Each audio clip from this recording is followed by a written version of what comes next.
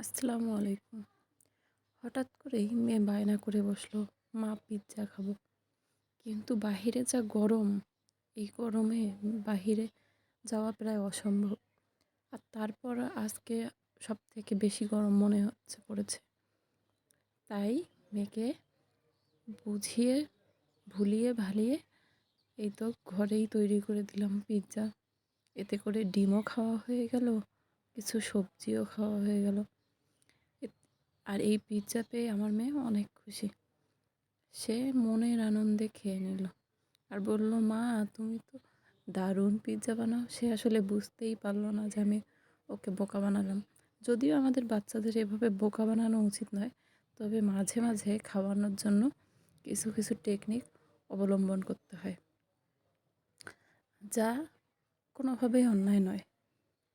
তো আপনাদের কেমন লাগলো? আপনারাও পারেন আমার মতো এভাবে বাচ্চারা কিছু খেতে না চাইলে বানিয়ে খাওয়ানোর।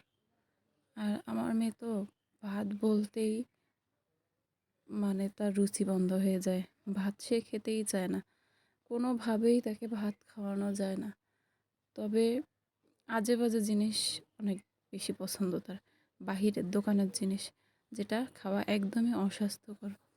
আপনারাও চেষ্টা করবেন বাচ্চাদের এভাবে ঘরে তৈরি করে দিতে। ধন্যবাদ সকলকে। তো কেমন লাগলো আমার আজকের এই টেকনিকটা, অবশ্যই অবশ্যই আমাকে কমেন্ট করে জানাবেন। আর একটা কথা, যেটা হচ্ছে বাচ্চাদের ঘরে তৈরি জিনিসটাই ছোটোর থেকে অভ্যাস করা উচিত অনেক বেশি। আমার আসলে ভুল হয়েছিল, ছোটোর থেকে বাহিরে বেশি খাওয়াতে খাওয়াতে মানে এখন খুবই দুরবস্থা হয়ে দাঁড়িয়েছে আমার।